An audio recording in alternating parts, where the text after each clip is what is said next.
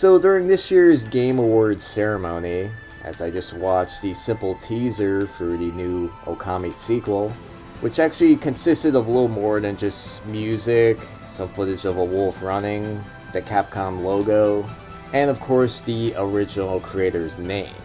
But this is all it took, and something came over me as I was watching this.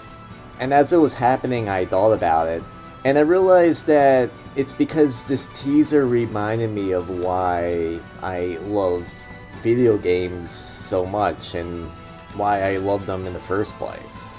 You know, recently I started to even question why I even play video games still, but there really is a certain magic to them, and especially if it involves the return of something familiar. And in this case, it's the original Okami game, which actually first came out way back in 2006. You know, almost 20 years ago. It's amazing. And I remember back then, you know, I was always drawn to Japan and its art style. So when I first saw this game in a magazine, and really back then we didn't really have gameplay, we just had these still images in magazines. But I just remember the first time I saw the art style for this game. It really just amazed me. It was just like diving into a living piece of Japanese art. And I remember for some reason the reviews for this game just came out months before the game's release. So obviously it showed that the developers are just confident that this was a great game. You know, it should be an indicator whenever you see embargoes on a review that the game's just not going to be very good.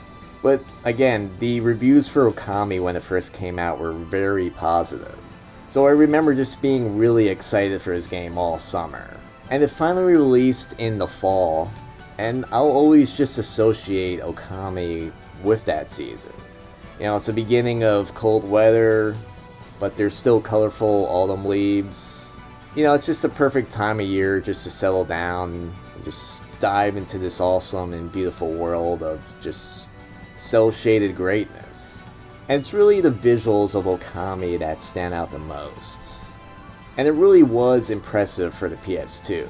The game just looks like a beautiful, traditional Japanese illustration. Even the characters are just outlined in this thick, inky black brushstrokes, and just filled in with this delicate wash of watercolor. It really was just a painting come to life. And the music was great too. It always made you feel something. And the gameplay itself was actually pretty good too. It's actually very Zelda-like in style, centered around just abilities that you get, and of course just puzzles, you know, great characters, great story. And instead of playing as Link, you get to play as this awesome wolf god. You know, it's very iconic looking, just a wolf running around with a flaming disc. Also just fixing things, you know, restoring nature, drawing circles and then flower blooms. And I'll just never forget the magic that this game gave me. And just all the great memories just came flooding back when I saw this teaser. Okami really represents just a very special time in gaming. This was when game studios, Japanese ones in particular, were just really challenging themselves to expand just the artistic level of what video games can do at the time. But it also represents the sort of failure of that dream. Because unfortunately, Okami didn't sell well. And eventually it just disappeared. You know, it would be brought up every now and then by fans that were lucky enough to have played it at the time. But besides that, I didn't think I would ever see this franchise again. Also, I'm excited too about the new Onimusha game, so this really was just a great Game Awards. And also just funding an Okami sequel tells me that the spirit of those days hasn't completely disappeared. But it also tells me that maybe the reissues of Okami sold well over the years, you know, the HD remaster. And Capcom, of course, is a business, so maybe eventually it just proved to them that these games could sell. And actually, if you still haven't played this game yet, now's the best time to get it because it's only $5. That's just a steal. And this really is a great game. I believe it still holds up. You know, $5 isn't going to really hurt your wallet. You know, that's like the price of renting a game.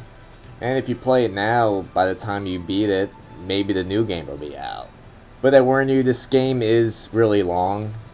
In fact, that's the really only complaint I heard about this game over the years, is just how long it is. And the way I always looked at it is we never got a sequel, but this game really is the size of multiple games. And, you know, something being too long really shouldn't be a flaw. So again, just seeing the teaser for this was just really powerful for me. I also like too how they had a live orchestra just doing the music. It sounded amazing. Anyway, I was just emotionally moved by all this, and it really brought me back to 2006, so it's just a magical time in gaming history. And actually it marked the end of the PlayStation 2, one of the greatest consoles of all time. But it was just a really special time in my life that I'll never forget. Anyway, do any of you have any good memories of Okami? If so, let me know about them in the comments. Thanks for watching.